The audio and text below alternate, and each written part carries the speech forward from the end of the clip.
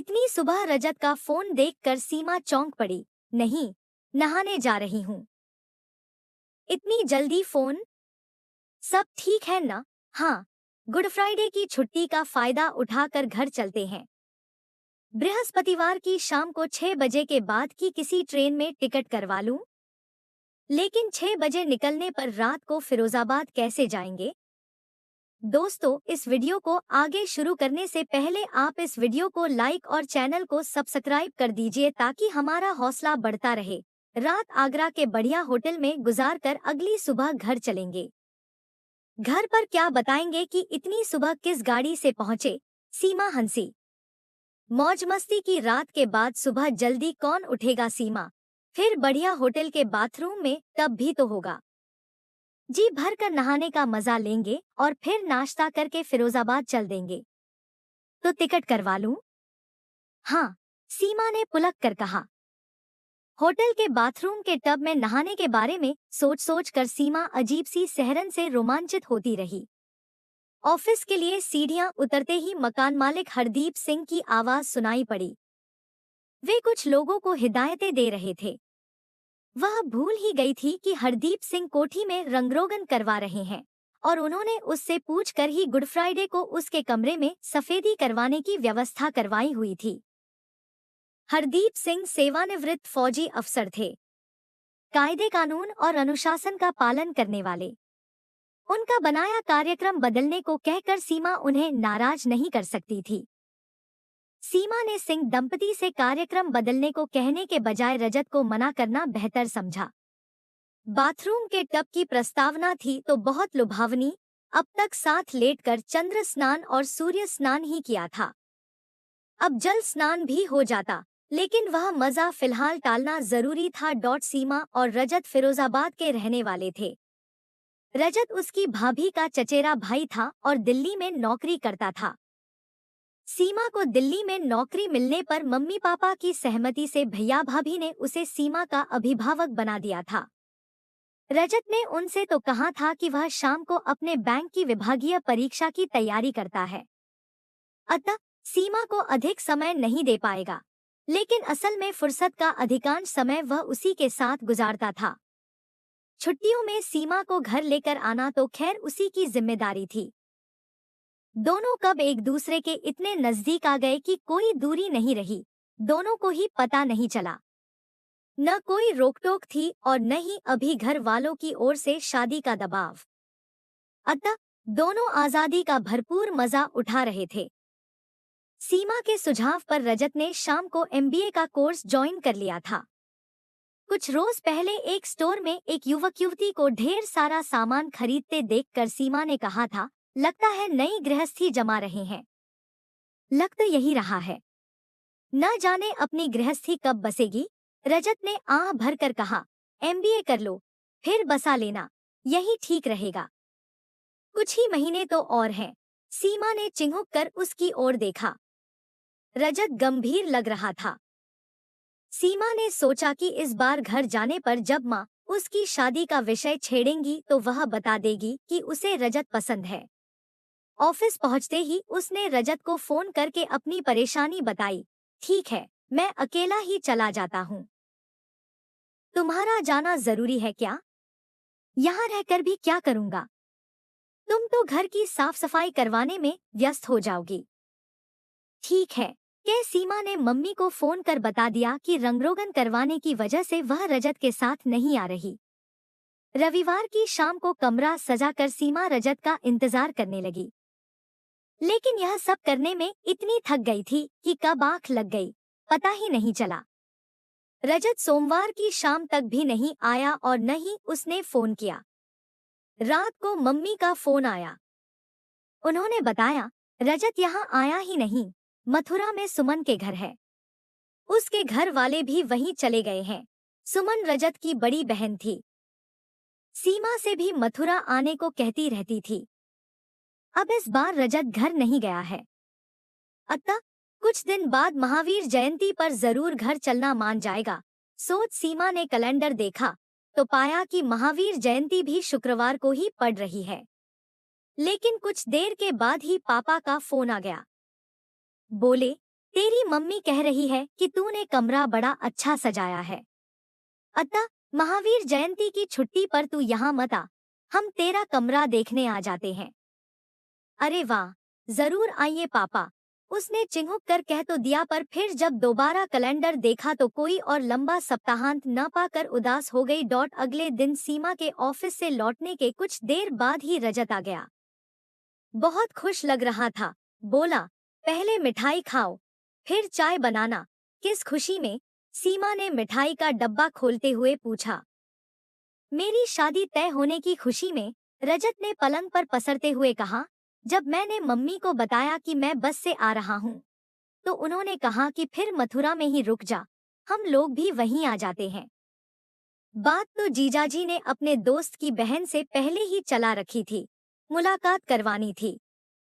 वह करवा कर रोका भी करवा दिया। मंजरी भी जीजाजी और अपने भाई के विभाग में ही मथुरा रिफाइनरी में जूनियर इंजीनियर है। शादी के बाद उसे रिफाइनरी के टाउनशिप में मकान भी मिल जाएगा और टाउनशिप में अपने बैंक की जो शाखा है उसमें मेरी भी बड़ी आसानी से बदली हो जाएगी।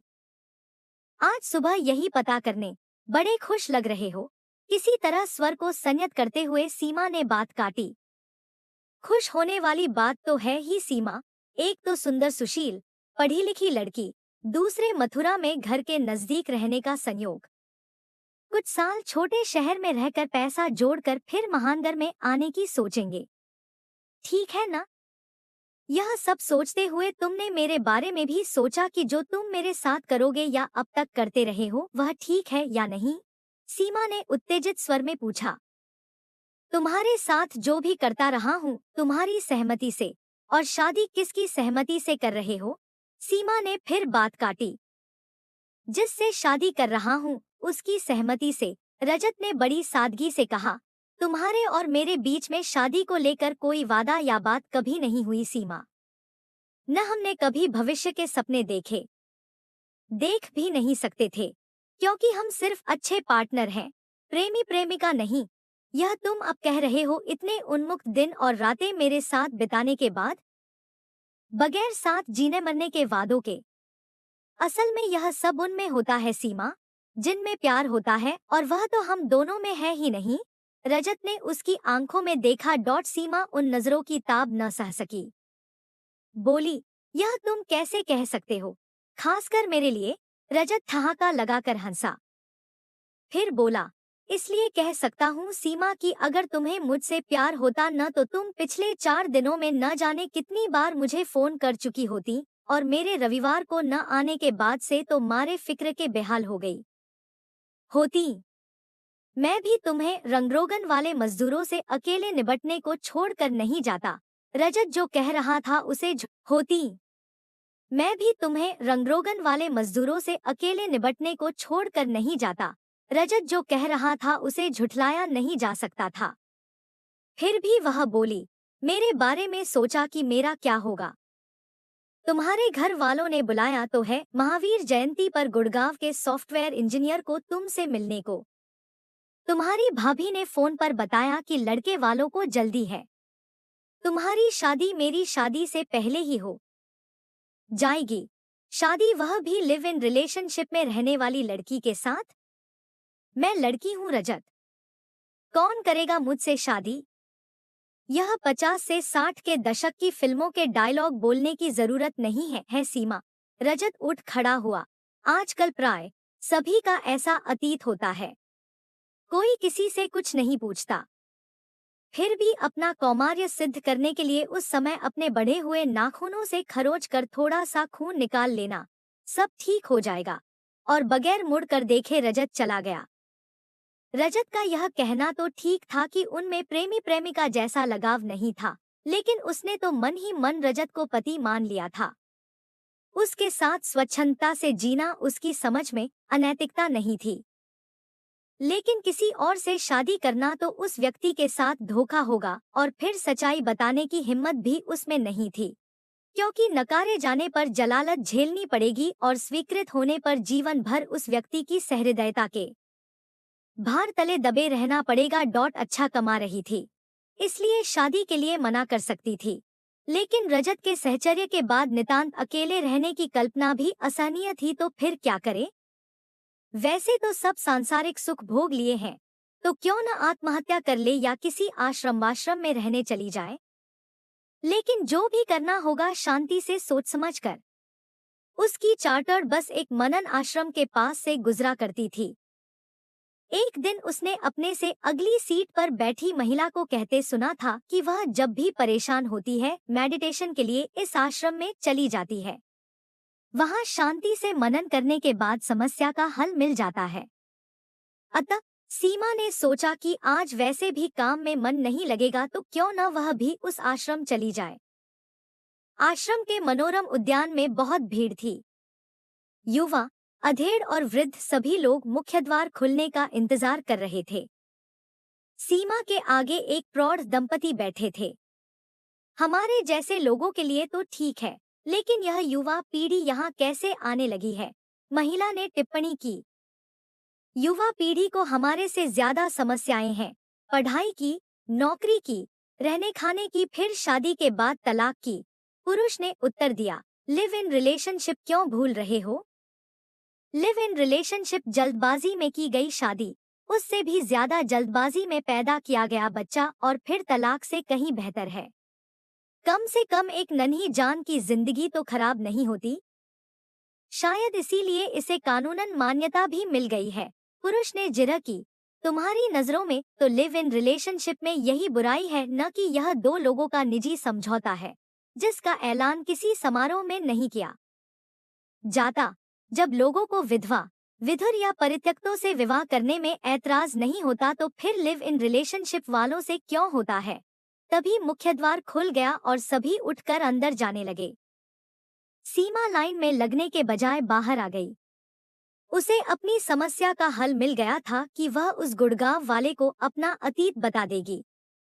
फिर क्या करना है उसके जवाब के बाद सोचेगी।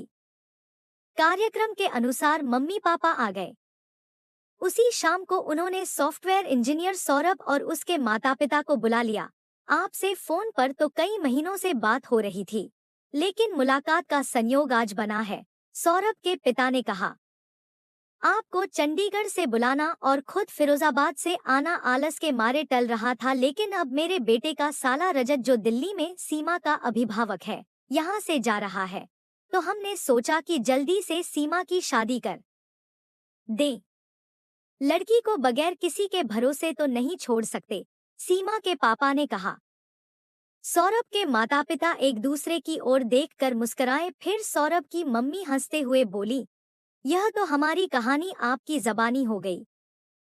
सौरभ भी दूर के रिश्ते की कजिन वंदना के साथ अपार्टमेंट शेयर करता था, इसलिए हमें भी इसके खाने पीने की चिंता नहीं थी। मगर अब वंदना अमेरिका जा रही है, इसे अकेले रहना होगा, तो इसकी दाल रोटी का जुगाड़ करने हम भी दौड़ पड़े। कुछ देर के बाद बड़ों के कहने पर दोनों बाहर छत पर आ गए। बड़ों को तो खैर कोई शक नहीं है, लेकिन मुझे लगता है कि हम दोनों एक ही मृगमरीचिका में भटक रहे थे, इसीलिए हमें चाहिए कि बगैर एक दूसरे के अतीत को कुरेदे हम इस बात को यहीं खत्म कर दें। सीमा ने सौरभ की बात काटी। अतीत के बारे में तो बात यहीं खत्म कर देते हैं, लेकिन स्थायी नीड़ का निर्माण मिलकर करेंगे। सौरभ मुस्कराया। भटके हुए ही सही, लेकिन है तो हम पंछी एक ही डाल के। सीमा भी प्रस्ताव के इस अनूठे ढंग पर मुस्करा दी। दोस्तों, इस वीडियो को लाइक और चैनल को सब्सक्राइब कर दीजिए ताकि हमारा हौसला बढ़ता रहे।